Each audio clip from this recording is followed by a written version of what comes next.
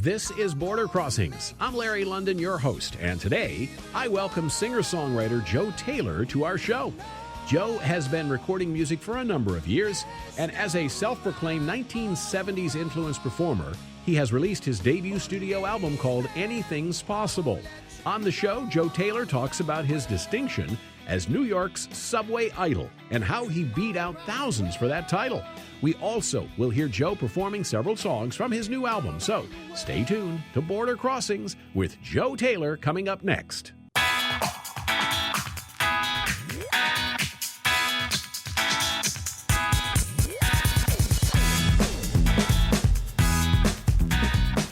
Border Crossings, and we welcome you to another great program. My name is Larry London. I'll be with you for a bit as we check out the latest music from a new album called Anything's Possible. And we have with us in the studio today Joe Taylor, the guy who made the music on Anything's Possible. Welcome to DC. Hey, thanks for having me, Larry. How you doing? I'm doing just great. Now, you're called a subway idol. I am. Can you explain why the New York Times would label you a subway idol? You know, initially I thought it was a little bit of a hoax. I auditioned for this thing called Muni, which is Music Under New York. And it's like, you know, all the performers in the subway, they have to do this if you want to be amplified. So you don't have to have a permit if you're not amplified, but it's very difficult to do anything if you're not. So, okay, so we do this thing. I send my press kit into Music Under New York. So the day before, I get this call from the New York Times, and so what happens is that they basically say, "Well, hey, are you gonna audition for this thing tomorrow?" First off, is your name Joe Taylor? Yeah, it is. And so okay, so the whole story was, okay, well, do you mind if we come with you? We'd like to film, you know. I was like, oh, sure, okay. Well, what's your address? All right, well, I live, Upper East Side at that point. Okay. So what time are you leaving? 11:15. And the audition wasn't until probably maybe 2 or 3. Mm-hmm. So I'm thinking these guys are just putting me on. So let's see if they really do come at 11:15. Fast forward, next day, I'm walking out of my apartment and lo and behold, there they are. And I was like, okay, well, how you guys doing? We're a little early. Do you want to go have some breakfast? So I took them to breakfast, and then we ended up jumping down there, did the audition, and initially when we were walking in, because I'm lugging all my equipment, I have the subway stuff, and so ultimately they're like, "Do you need a hand with that?" No, I'm good, And so we walk in, and they're like, "Are you nervous?" Well, what do you mean? Why would I be nervous? Well, because, people have their stick, they do this, they do that, and are you going to just play your guitar and sing? And I was like, yeah. And you sure you're not nervous? No, I'm not nervous. I enjoy this. This is fun. Auditions are fun. So we walk in there, and the entire media for the tri-state area is there. I had no idea.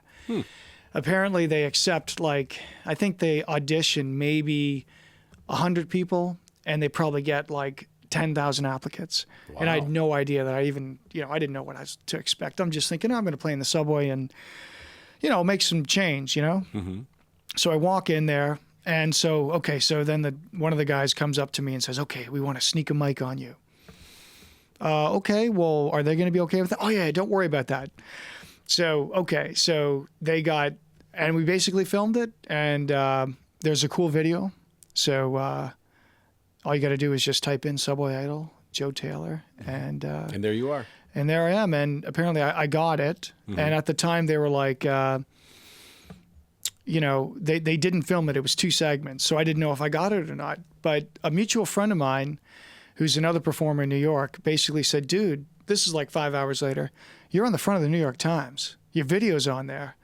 And so I guess the audition went really well. So, and the rest is just kind of history. So. Had you performed in the subway before that? I hadn't. Well, maybe a couple of times in between platforms.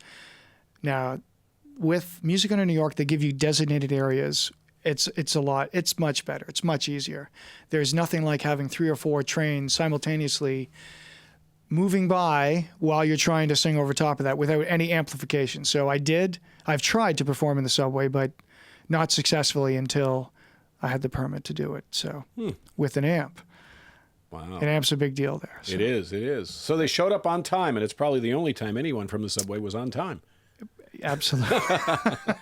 So Joe Taylor's our guest. You have quite a famous last name. I mean, there's Johnny Taylor, there's James Taylor, there's many people named Taylor in the music business. Are you related to anybody? You know, I'm not. Some people say, "Hey, is James your dad?" And we were talking about this earlier. And yeah, sometimes I'll be in the subway, and well, I've actually retired from the subway, but I'd be in the subway and they'd say, "Is James your dad?" And I would say, "Yeah." You know, why are you here?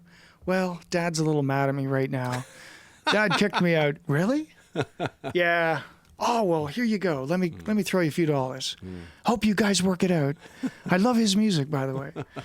Well, you know, I can't, when I'm listening to you speak, there's one thing that gives away that you're Canadian. Out. You say out. There's the Canadian coming through. Love Canada. Love Toronto. I've been there many, many, many times. Have you been to the Hockey Hall of Fame? No, I've not. Okay. But I was you at the go Four there. Seasons Hotel and Bathurst and Bloor and Yonge Street and Bathurst love and Toronto. Bloor. Well, there's one thing about Toronto. If you get a chance, go up the CN Tower, and there's a section where there's like 6-inch glass, and you're like probably 140 stories up at that point. And just go on the glass and jump on it. You can see right down, and that's a pretty cool thing. So I recommend you do that. All right. I think maybe I'll try it. All right. Joe Taylor's in our studios today here on The Voice of America, and he has his guitar for the benefit of the radio audience, so that means we're in for some music. Absolutely. What are you going to sing for us? This next song is a little bit, we made a video recently. It's called Here and Gone. I wrote it with my producer, who's in L.A., and a great songwriter named Kevin Fisher, and this one is called Here and Gone. Here and Gone. Joe Taylor on Border Crossings.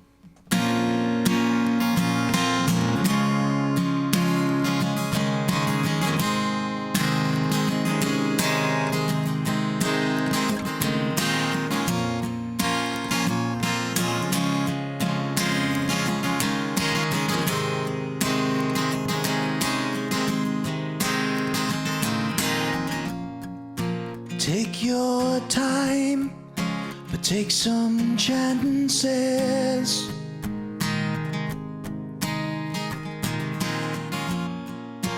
Live your life, but don't ride fences.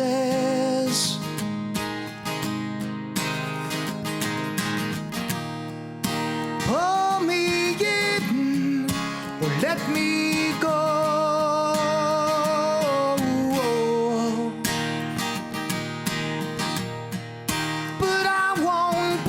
Down either road, you know there's no right or wrong. Believe me, I won't let you leave me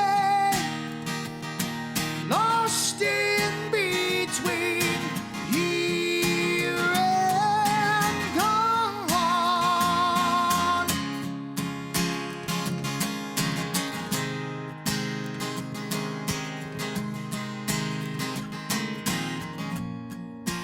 You're the clouds, silver lining, and you're my seconds, strike of lightning.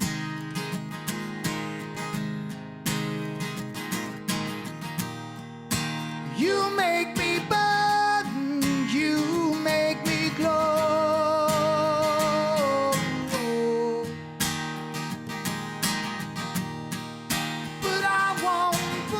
Down either road, you know there's no right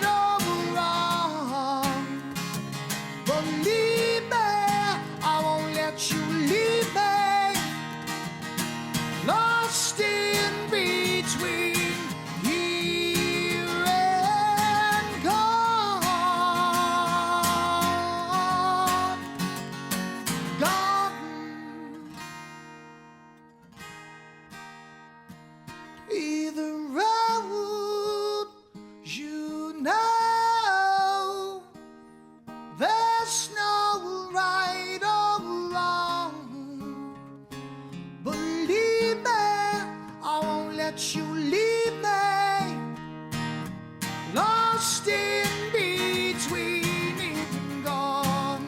Neither road you know.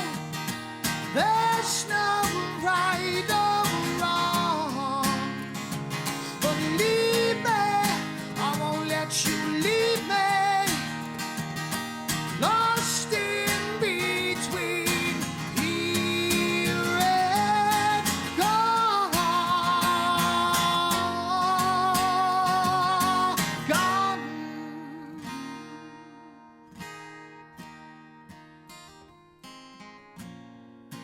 Take your time, take some chances. Sounding great. Thank you. Yeah, Joe right. Taylor here on Border Crossings. The album is called Anything's Possible. Why did you choose that name? What's the story behind Anything's Possible? It sounds very inspiring. Yeah, well, if a guy that grew up in, actually was born in Halifax, Nova Scotia, can move to Toronto, grow up there, and then end up moving to New York, playing music, doing that full time, and then working with Grammy-winning producer in LA, anything is possible. There you That's go. great. Is this your first album? This is my first full album. Your first? You put out a couple of EPs before? Yeah, I got a couple of different things. Yeah, but this is the first full one. Yeah. And how did you come to pick the songs that you put on your first album? Because that's kind of a big statement. I mean, that's got to be a hard process deciding, of all the songs you've written, which 10 or 12 are going to make it on my very first album. Well, just to that pretty well, the way we came up with that process was my producers. I work with a guy named Matthew Spindell and Jeff Gross. Matthew works with Rick Springfield, and he also was the guy, he engineered Supernatural by Santana. He did like Dr. Feelgood, so he's got dozens and dozens of credits. Okay, so getting to your question now, the process was very difficult. Let's just say the standards are pretty high. So the idea would be to try to get a song through one producer, which was Jeff. And if we basically got a song through him, then it would get pitched to Maddie. So if we got a song through both of them, we were popping the cork on the champagne bottle, because that's just how, that's how hard it was to do that. So I probably wrote myself probably close to 200 songs to pick the 12. And then I ended up doing writing or co-writing. And the last 3 were actually done by a great writer. His name is, and he's also played on the CD, his name is Matt Bisonet. And now Matt's full-time job is he's actually Elton John's bass player. Wow. So he's doing all the backgrounds as well, and he's playing most of the bass. And so let's just say the process was very demanding. That's how it was done. It was just, and it took 5 years to finally get this thing done. It just, we put in so much to it. And so we wanted every song to be good. I mean, sometimes you get an album, all right, you got 1 or 2 good songs. We wanted every song to be great.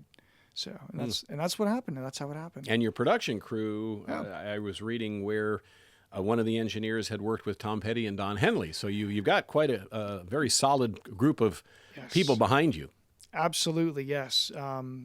It's amazing how much talent was involved with this project. So, and I'm very fortunate to have worked with them. So. Now, I want to ask a songwriter this question. You've written 200 songs, 12 make the album. Yeah. What happens to the other 180 songs? Oh, those songs, I'm sure they're lingering around somewhere. No, honestly, sometimes... More albums or just more albums down the road, or maybe singles. Nowadays, it's becoming more singles. We were looking at the CD before.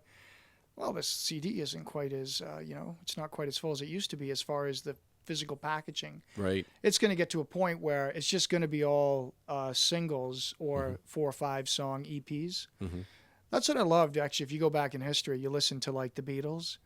I love the Beatles, by the way, huge influence. And you would have the single, and then you'd have the album, and then sometimes they put out the EP, get the 4 or 5 songs. So, but it's going to go back more to singles, and then like a 4 or 5 thing. Like, it just economically doesn't make sense to make a full album. So, is there? I mean, would you say, or would you agree, there's less pressure being an independent artist because of the nature of the business these days? They give you a shot, one album, you don't do well, and then boom, you've lost your contract.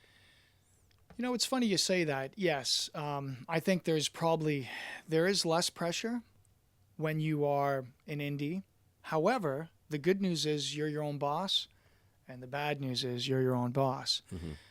If you were to go back to like the 70s, yeah, take someone like a Billy Joel or a John Denver, whoever you want to mention. These guys didn't make it on their first album. They didn't make it till their fourth or fifth album. Mm-hmm. Nowadays, these guys wouldn't even exist because you got to hit it right now. Right. And, you wouldn't get 4 albums. You wouldn't get 4 albums. So you sort of got to do those 4 albums on your own. Mm-hmm. So apparently that's what I'm learning anyways. Now, you worked with Rick Springfield, too. I recorded. Well, I opened up for him last summer at the Paramount in New York mm-hmm. City. It was a cool gig. And then I actually worked on his last album. I laid down some of the backgrounds. I think he's putting out a new one now. So it would have been the album Songs from the End of the World mm-hmm. was the one that it was good. It was a great experience. Yeah, he was here on this show earlier this year talking about his new book. Yeah. So he definitely, his memoirs have come out, and yeah, no, mm-hmm. he's been a really good guy. He's helped me out. So there's the Canadian accent again. There it is. Hey, now you've been influenced by the 70s. You're a 70s guy. Oh, come on. I love and modern as well. Mm-hmm. So like 2000, you kind of get me. Mm-hmm. So it's like 2000 forward and 1970s. Mm-hmm. I love some of the stuff in the 80s, but I'd say for me personally, after like Appetite for Destruction, mm-hmm.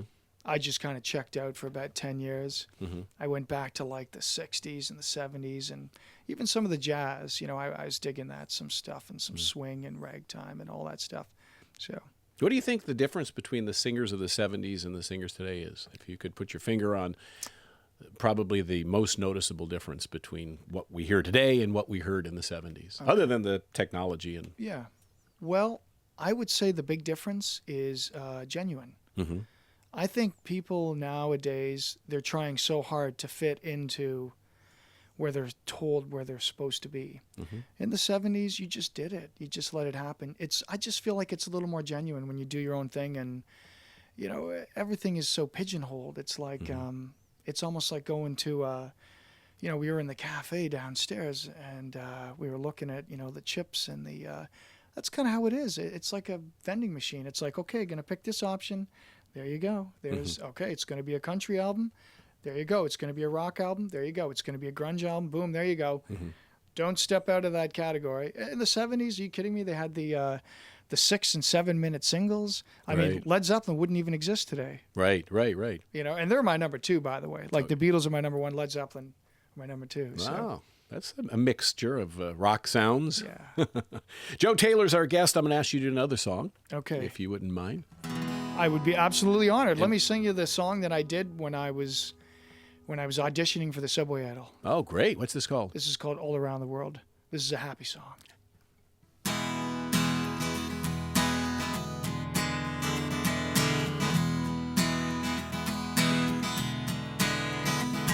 It's a letter floating somewhere in a bottle out at sea, and a bartender serving laughs out there like a message you don't have to read.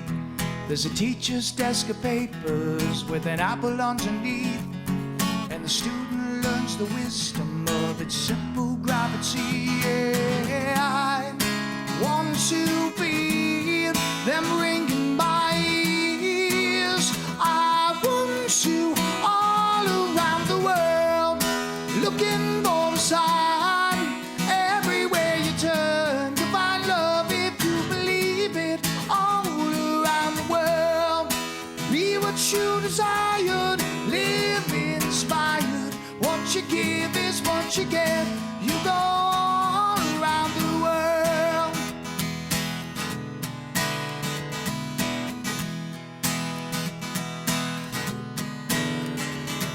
Those words are dancing all around the minds of those in love. When they finally get an answer like angels from above, there's a million songs on red and just waiting to be sung, in a voice on every continent that can carry everyone. Yeah, I want to feel them ringing my ears. I want you all around the world,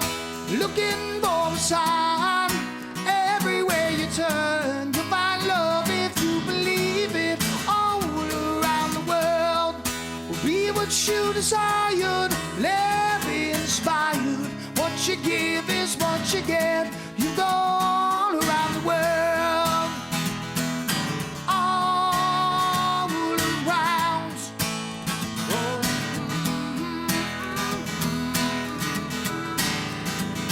Oh, all around this world.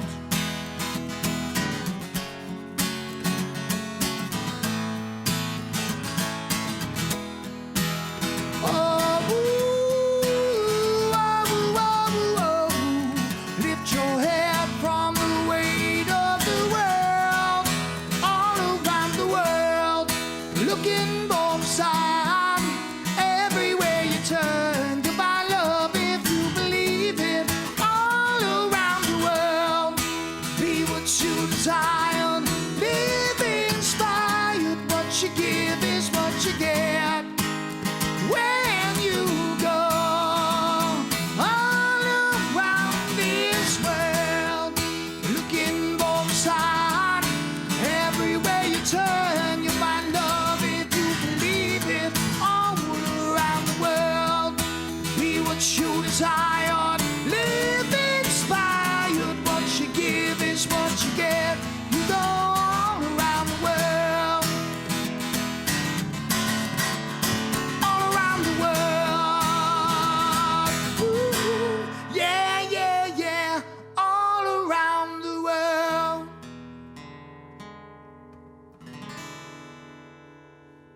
Woo! Yay! Hey. They're cheering all around the world. That's awesome. Joe Taylor is here on Border Crossings, and your music has been on the Canadian radio charts. It has. And also, you have a song that has appeared on a TV show in the United States. I have. So how did that happen? You know, actually, the girl I worked with, her name is Hillary Bernstein. She's one of my wonderful co-writing partners. And come on, the nice thing about a woman working with a woman is to have a woman's intuition. So it came in very very handy. So we've become this writing partnership.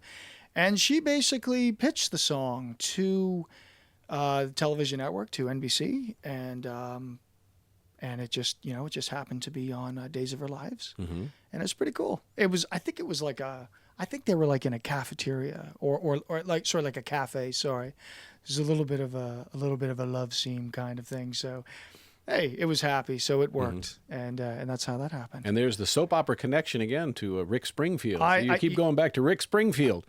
Your song should have been at General Hospital. You know what's really funny? I think that I'm about. I was born in the '70s, and I don't know a girl from the '70s, you know, or before. I'm sure there's a few, but who didn't have a crush on him at one point or another. They're like, yeah, that was my first crush. That was my first, you know. So it was really funny opening up for him because, oh my goodness, can I get in? Can I get in? Hey, wait a minute. I've been doing gigs for a long time. Why didn't you want to come and see me? No, I'm just kidding. So anyways, yeah. So he's a crush, I guess, for a lot of women. Now tell me about your tour, because you're on the road right now, and I am. And you told me you were in Los Angeles doing shows there and got sick. Yes, I got sick. It was terrible. Did the Hard Rock in L.A. Done a few shows in the D.C., or as they would call it, the DMV. The DMV. There you go. The local. He's got the local. I love the DMV. I'm going to write a song called the DMV. It's pretty cool. And so I'm after this. Excuse me. I'm off to New Orleans. I'm going to do a little thing down there in the what do they call it? The Big Easy. The Big Easy, yeah. French Quarter, Bourbon Street. I think the weather's going to be pretty nice down there as well. So hopefully no bad weather. Does the tour go out of the U.S.? Are you doing any international stuff? Yes. I'm going to be up in, within the next 2 or 3 weeks, I'll be up in Toronto. And you're going to love this. I'm doing the National Women's Show. Oh. So imagine this, 20,000 women in a convention. And you're getting paid for it. I'm getting Not paid a bad for thing. Happy because they can buy whatever they want. There's just millions of products. Like if you were to have a guy show, there'd be like 5 things, like food, sleeping. Well, I won't mention the other one. And you know, with a woman, there's like a million different things going on. So I'm just going to sit back and try and make them happy. Take it all in. Take it all in.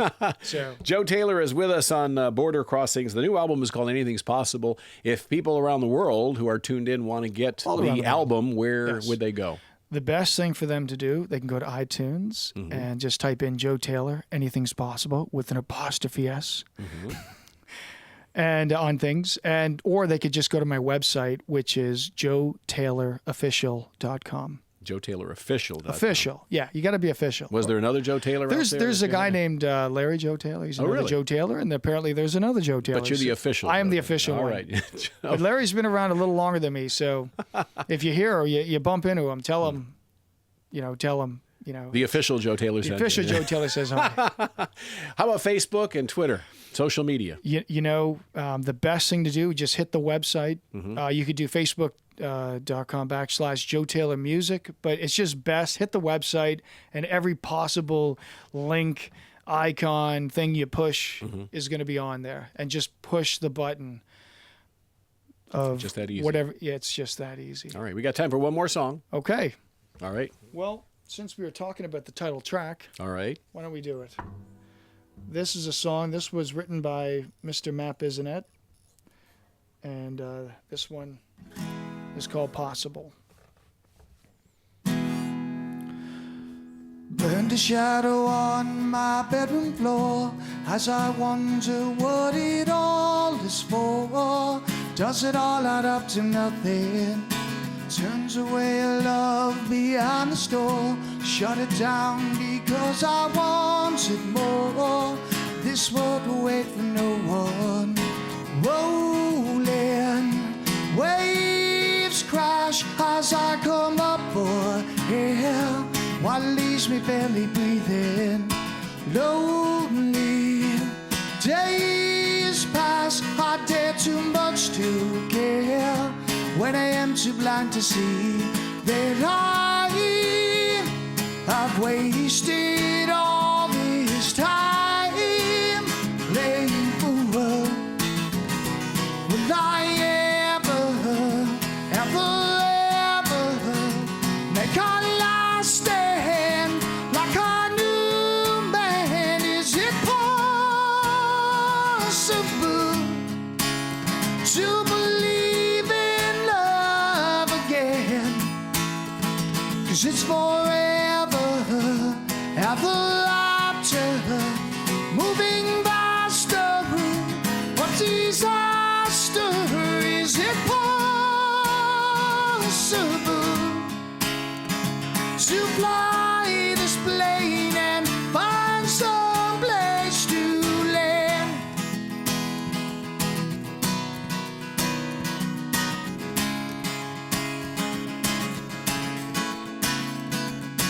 Tearing down a photo on the wall, crush my building with a single goal.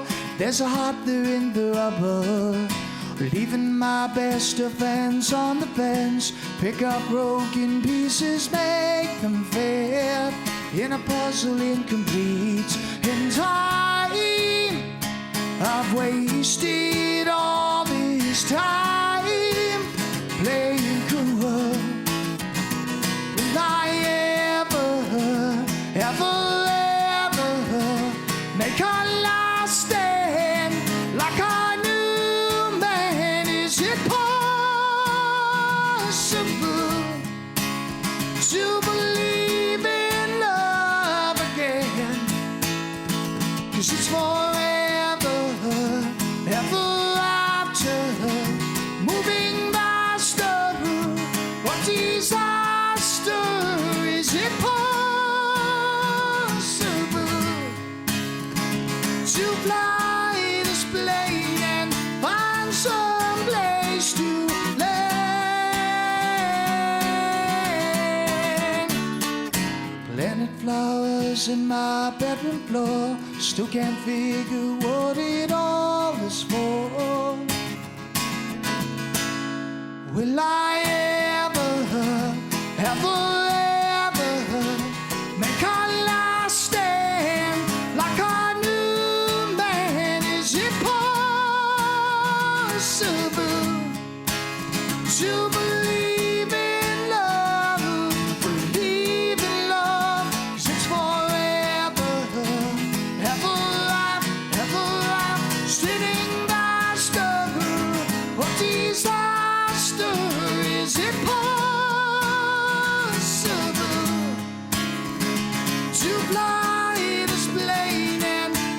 find some place to land.